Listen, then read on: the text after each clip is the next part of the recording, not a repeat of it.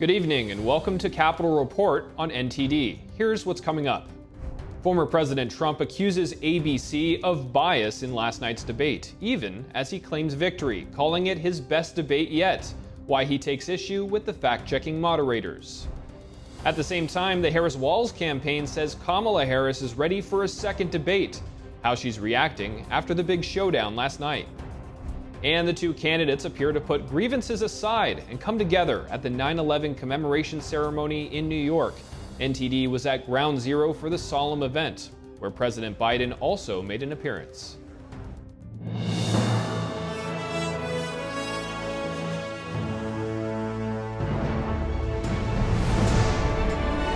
This is Capitol Report, live from our global headquarters in our nation's capital. Here's Steve Lance.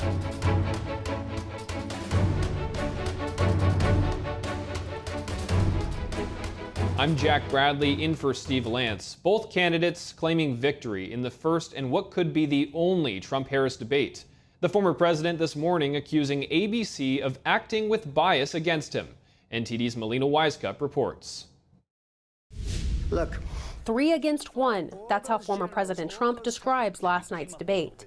In a reaction this morning on Fox News, Trump had strong words towards ABC. ABC took a big hit last night. I mean, to be honest, they're a news organization. They have to be licensed to do it. They ought to take away their license for the way they did that.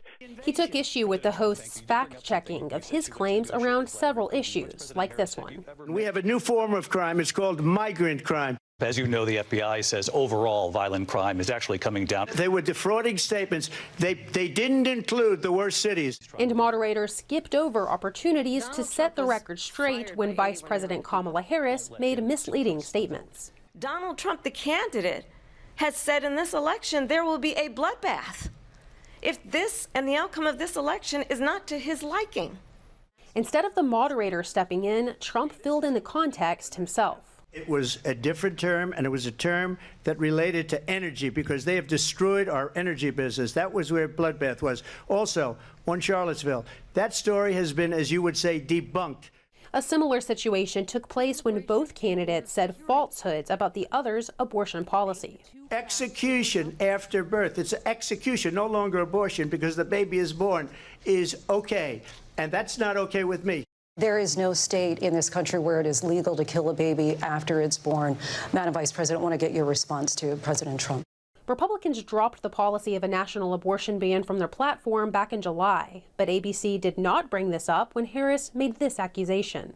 But understand, if Donald Trump were to be reelected, he will sign a national abortion ban. I'm not signing a ban, and there's no reason to sign a ban because we've gotten what everybody wanted. Regardless, Trump has continued to strike a positive tone about his performance, saying this to reporters immediately after leaving the stage. This was my best debate. We had a 92% rating in one poll.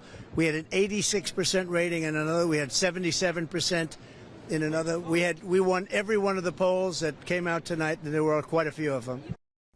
As for whether the two will hit the debate stage again remains an open question. Following last night, Trump said that he's less inclined to debate Harris again. But he could be more likely to do so if it's hosted by a different news organization. Even before last night, Trump expressed criticism of ABC, instead proposing that other outlets should host, such as Fox or NBC. Now, as for the former president's campaign, well, now he's headed out west, where he'll hold 2 campaign stops on Thursday in Arizona and on Friday in Las Vegas. Reporting from Washington, D.C., Melina Wisecup, NTD News. And as for Vice President Kamala Harris, her campaign says she's ready for a second debate. Surely we'd love to see that. NTD's Jason Blair reports. Right after Tuesday night's debate in Philadelphia, the Harris-Walz campaign chair issued a statement saying Americans saw exactly what kind of president Kamala Harris will be, one who offers a new way forward for the country. At the end of the statement, O'Malley Dillon added, Vice President Harris is ready for a second debate, is Donald Trump. Also, about 45 minutes after the debate, Kamala Harris made a surprise visit to a watch party sponsored by the campaign just a mile away from the National Constitution Center where the debate was held. Today was a good day. We got to work tomorrow. We got 56 days to go. We got a lot of work to do. On Wednesday, Harris joined President Biden in New York City for activities commemorating the September 11th terrorist attacks. Former President Trump was also in attendance. Harris and Trump shook hands at the solemn memorial service at Ground Zero. This was the second time they've ever shook hands, the first being just hours before the debate in Philadelphia. Reporting from Washington, D.C., Jason Blair, NTD News. Today marks 23 years of two planes crashed into the World Trade Center in New York City, killing almost 3,000 people. NTD's Jason Perry is in New York City with details on how people are paying tribute to the victims. It's been 23 years since the Twin Towers came crashing down, killing almost 3,000 people. 343 of those people were firefighters who were killed trying to save the lives of other people. And some of those firefighters who died worked at this fire department right here, which is right across the street from where the Twin Towers once stood. Many people came here today to honor the 2,977 victims who were killed on that fateful day. President Biden, Vice President Harris, former President Trump, and Vice Presidential candidate Senator J.D. Vance were all in attendance at the 9/11 memorial service in New York City. I'm here to remember my cousin, Nareda Jesus. She was in the second tower. She worked for an insurance company. A mother, a daughter, a sister, a cousin. A beautiful soul. Today is a bittersweet day, of course, for a lot of members, a lot of families. Just being down here, like I was saying before, I just feel coming down here, the spirits of all those who perished that day are here. Senator, I knew my brother worked down there. I called my mother. He had actually gone to work early that day. He was supposed to be in training in Midtown Manhattan, switched with a girl that he worked with, and he went in early because he was off a couple of days just after Labor Day. So unfortunately, he was at the wrong place at the wrong time. After the 9/11 ceremony, Trump and J.D. Vance also visited firefighters at New York Fire Department, Engine 4, Ladder 15. President Biden and Vice President Harris also went to Shanksville, Pennsylvania to attend a wreath-laying ceremony for the victims of Flight 93. The two are scheduled to go to the Pentagon after that, which was also hit on 9/11. Jason Perry, NTD News, New York.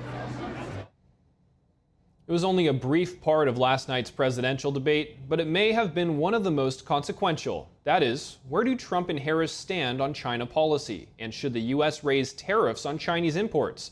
To break this down, we have Garrett Exner, former Special Operations Officer in the United States Marine Corps. Garrett Exner, thank you very much for joining today.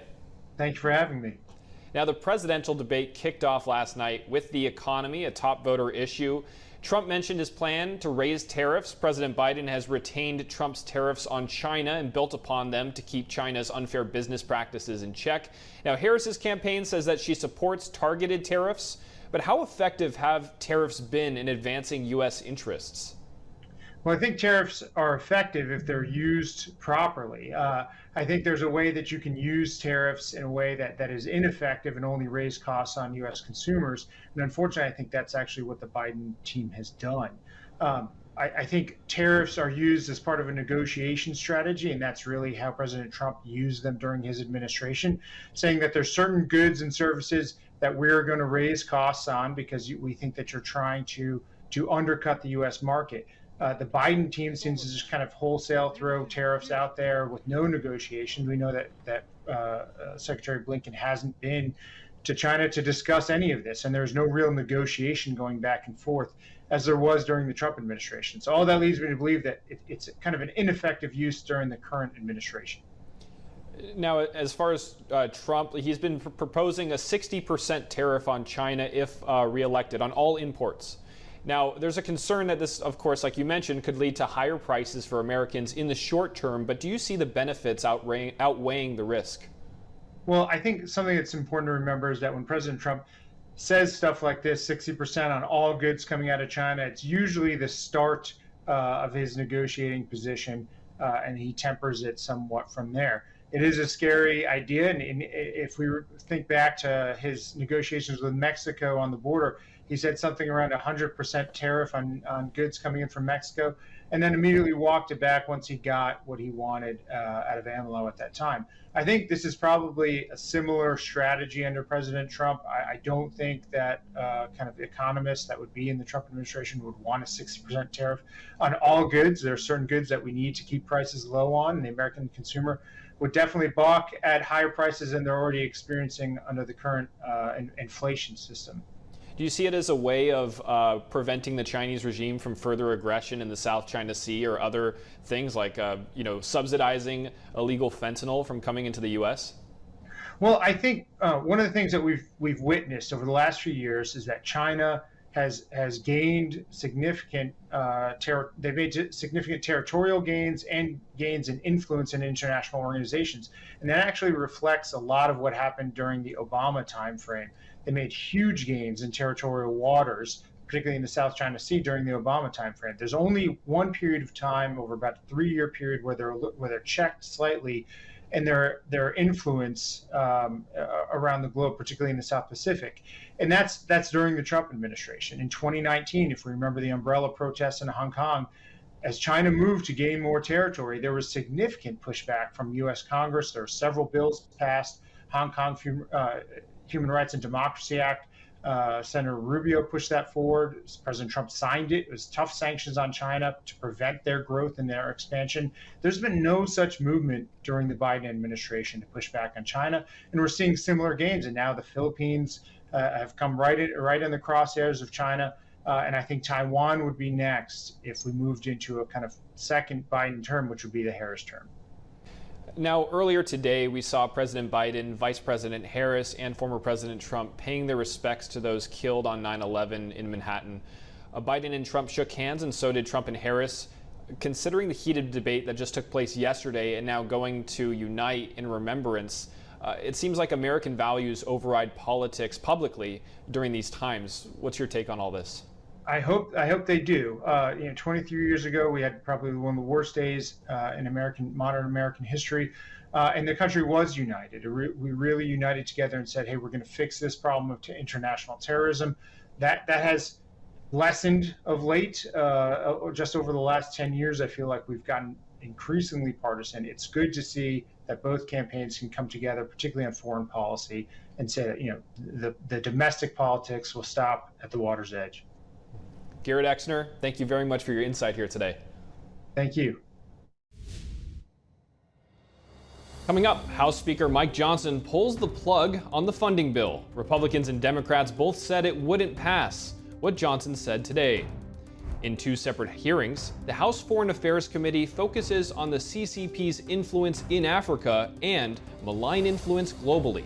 We have highlights from Capitol Hill when we return.